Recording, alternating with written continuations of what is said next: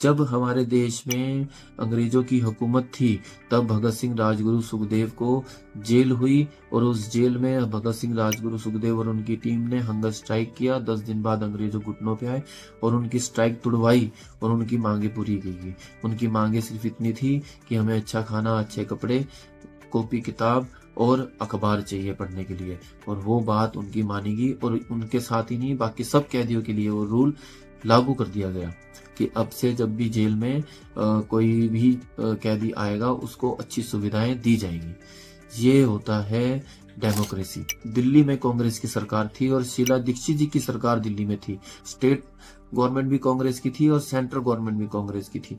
तब अन्ना हजारे और अरविंद केजरीवाल अनशन बैठे थे लोकपाल बिल के लिए। कांग्रेस के बड़े नेताओं ने आकर उनसे बात की, उनका हंगर स्ट्राइक तुड़वाया। और जो शीला दीक्षित जो दिल्ली की मुख्यमंत्री थी, जबकि उनका एक रुतबा चलता था दिल्ली में, उन्होंने बहुत काम करवाया था दिल्ली में, लेकिन तब भी वो इलेक्शन हार गई और अरविंद केजरीवाल वहां के मुख्यमंत्री बने। उन्होंने आम आदमी पार्टी के नाम से अपनी एक पॉलिटिकल पार्टी बनाई।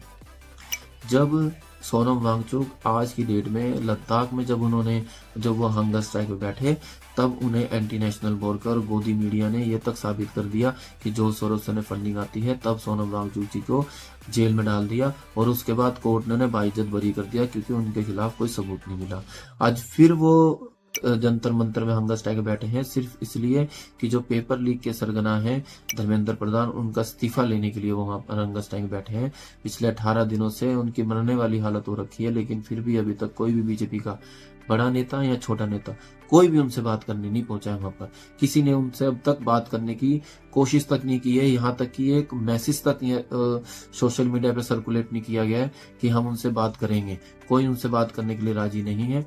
अगर एक साइंटिस्ट की आज की डेट में अगर मौत हो गई और हंगर स्ट्राइक पे, तो ये समझ लेना कि इतिहास के काले पन्नों में तुम्हारा नाम दर्ज होगा। उस शख्स का तो नाम दर्ज होगा ही इतिहास के पन्नों में, लेकिन तुम्हारा भी नाम दर्ज होगा। और ये नाम दर्ज होगा कि तुम्हारी सरकार में एक साइंटिस्ट की मौत हो गई हंगर स्ट्राइक में, जबकि उसकी सिर्फ एक छोटी सी डिमांड थी, एक एजुकेशन मिनिस्टर का इस्तीफा, जो अपना काम सही से नहीं कर पा रहा है।